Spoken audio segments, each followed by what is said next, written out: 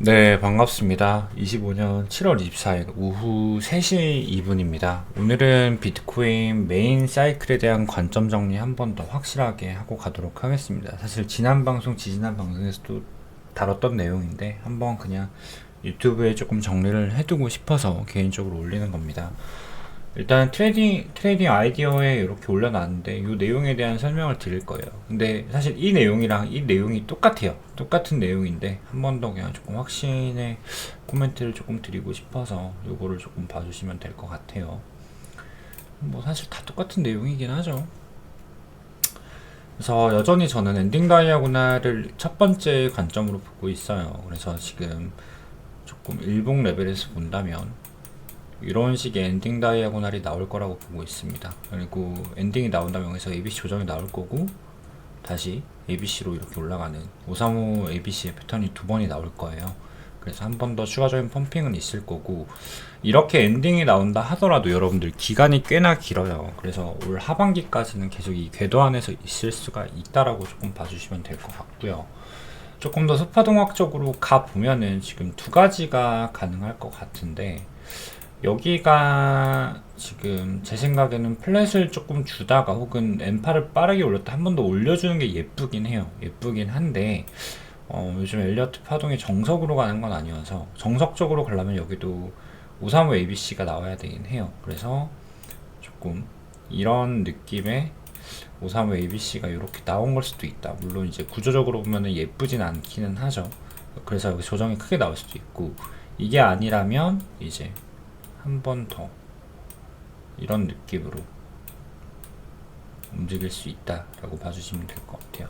근데 이론적인 부분에 대해서는 이 구간이 ABC로 나오게 된다면 조금 다소 문제가 있을 수는 있기는 한데 이거야 뭐 다 나오고 나면 다시 재카운팅을 해야 되는 부분이라고 생각을 하고 있습니다. 그래서 어찌되었건 한 번 더 올린다 하더라도 조정은 나올 것 같고 여기서도 바로 내려갈 수도 있겠죠.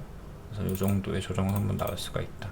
한 파동 더 올리면 메인 조정 한 번 나왔다가 다시 올라갔다가 이제 전체 빅사이클에 대한 조정이 나올 거라고 생각을 하고 있고 한 1년 정도의 조정을 항상 거쳤습니다.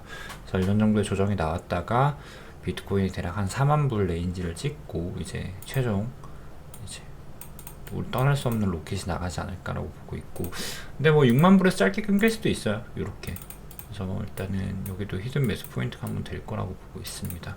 그래서 일단 이게 제 메인 관점이고 제 메인 관점이 깨지는 거는 언제냐면은 깨진다란 표현이 맞을지는 모르겠는데 이거 그냥 한 번에 알면 돼요. 제가 여기서 현재 추세에서 1A로 130K 이상 돌파한다면 이제 엔딩 다이아고널 관점은 무효 처리를 하는 게 좋아요. 물론 엔딩에 대한 각이 올라갈 수는 있습니다. 각이 조금 더 타이트하게 올라갈 가능성은 열어야 돼요. 근데 웬만하면은 이 조정을 줬다가 이렇게 올라가는 무빙이 나오면 엔딩일 확률이 너무 떨어져요. 이렇게 된다면 그냥 새로운 추가 파동 1, 2, 3, 4, 5 하고 올라가는 거기 때문에 이게 그냥 최종으로 그랜드 사이클로 올라가는 파동이다라고 봐주시면 될 것 같아요. 근데 그게 아닌 이상은 엔딩의 각은 조금 올라갈 수 있어도 계속 엔딩 다이아고날의 형태가 나오지 않을까라고 보고 있고 이제 큰 조정은 한 번 더 나와주는 게 전체 사이클 주기로 볼 때 맞지 않을까라는 개인적인 생각을 갖고 있는데 사실 지금 중요한 건 아니에요. 한 2달 정도 뒤면 긴지 아닌지 확실히 알 수 있을 것 같은데 제가 조금 미리 찍는 거라고 생각을 해주시면 될 것 같습니다. 근데 중요한 거는 뭐다? 엔딩 다이아고날로 움직이건 아니면은 이제 3파로 올라가건 결국엔 내려왔을 때 여기서는 조금 한번 히든 매수 자리가 나오지 않을까 일단은 이렇게 보고 있어요. 그래서 한 번 더의 이 펌핑을 먹을 수 있지 않을까 요거를 먹을 수 있지 않을까라는 생각을 하고 있고 엔딩이 아니면 뭐 어떤가 틀리면 어떤가 라는 생각이 드는 게 매수를 했는데 가속이 나온다? 그냥 쭉 홀딩하면 되겠죠. 그래서 요 차이가 있다 정도예요. 결국엔 매수 포인트가 되는 건 조정이 온다면 한번 오지 않을까라는 생각이 들고 있습니다. 그래서 그 내용이 이 내용에 대한 정리들을 해드린 거예요. 제가 이렇게 설명을 다 해드렸고요.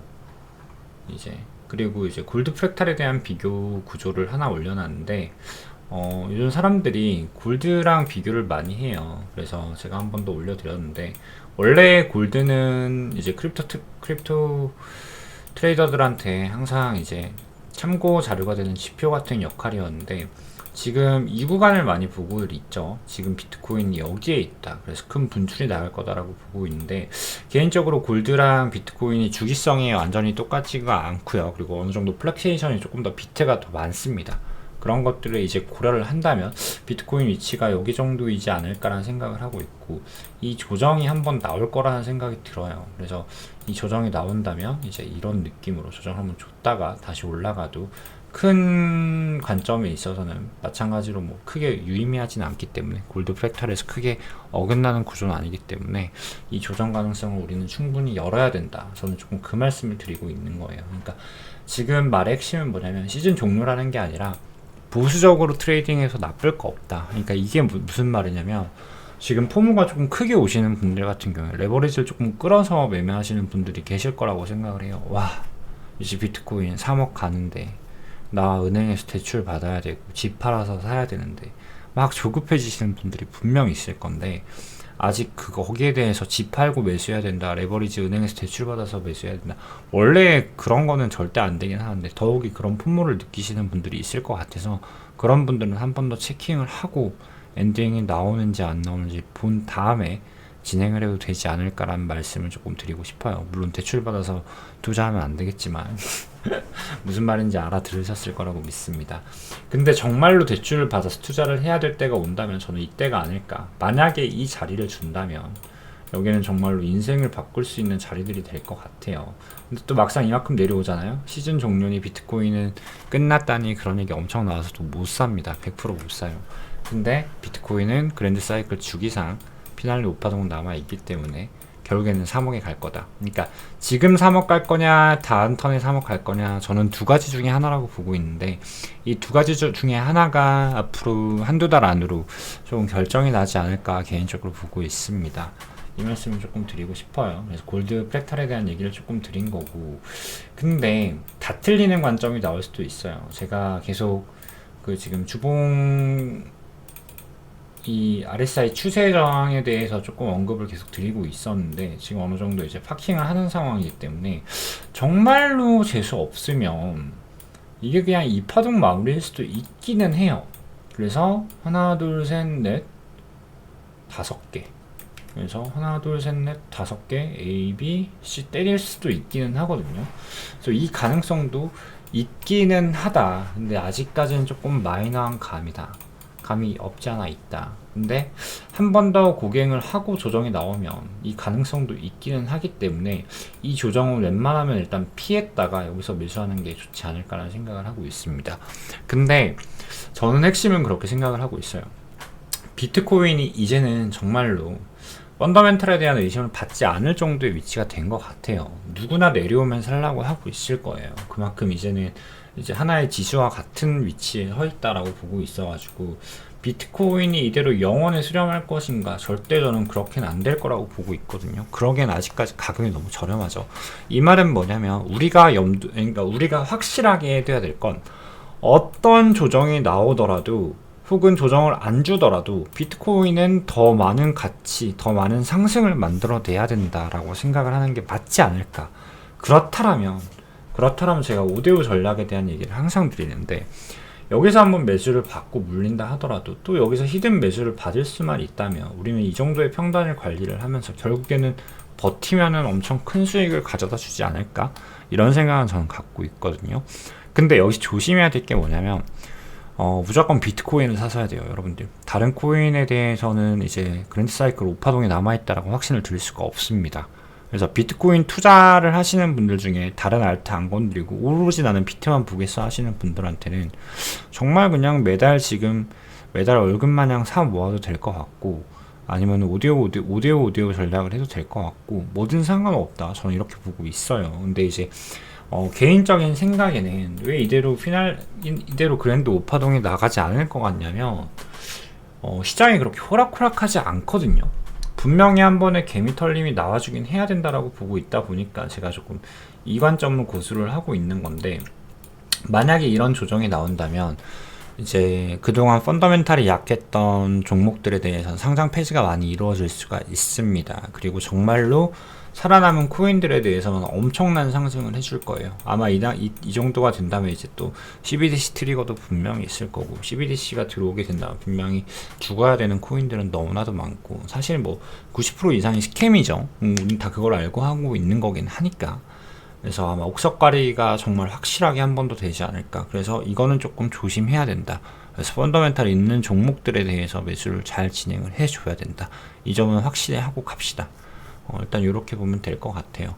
이 정도로 제 메인 관점은 조금 남겨드리고, 야 그럼 이더리움은 어떻게 보는데, 이더리움은 지금 이거 돌파 나오면 이더리움 8,000불 이상 가야 된다며 이런 뉘앙스로 말을 했잖아 네가. 그리고 다 그렇게 보고 있을 거예요 아마. 근데 이게 만약에 엔딩이 나오면요, 이더리움이 조금 더 플랫이 길어질 수는 있어요. 그냥 뭐 이런 플랫이 조금 더 길어지거나, 아니면은 조금 약 고점 갱신했다가 한번 조정을 크게 줬다가, 그러니까 이런 느낌도 가능해요. 이런 느낌도 가능해요. 그러니까 여기가 뚫릴 확률이 지금 상당히 낮다라는 거예요. 고점 갱신을 하는 게 1번이고 저점 갱신을 하는 게 2번이라 본다면 2번에 대한 갱신 확률이 너무나도 떨어져요. 그래서 이렇게 1번처럼 진행이 되거나, 아니면 그냥 여기서 조금 더 큰 기간 플랫을 하다가 올라갈 수가 있다, 이렇게 봐주시면 될 것 같아요. 근데 사실은 모르죠. 비트코인이 이렇게까지 3만불까지 체인지가 된다면 또 여기서 거대 플랫을 또 하나를 그려줄 수도 있는 거긴 하니까, 이런 느낌으로 올려줄 수 있는 거긴 하니까. 그래서 진짜로 쉬운 게 없다, 그죠? 경우의 수가 너무나도 많다, 그죠? 근데 일단 이거는 우리가 조만간 알게 되지 않을까. 일단은 제가 기록을 조금 해두고 싶어서 방송을 남기는 거니까 그냥 재미로만 한번 봐주시면 좋을 것 같습니다. 일단은 엔딩 다이아고날은 계속 고집을 하고 있다. 처음부터 한 1년 넘은 것 같아요. 엔딩 고집을 한 게. 다만 이제 엔딩의 사이즈가 조금 달라지고 있을 뿐이다 정도로만 멘트를 종료하고 방송을 여기서 마치도록 하겠습니다.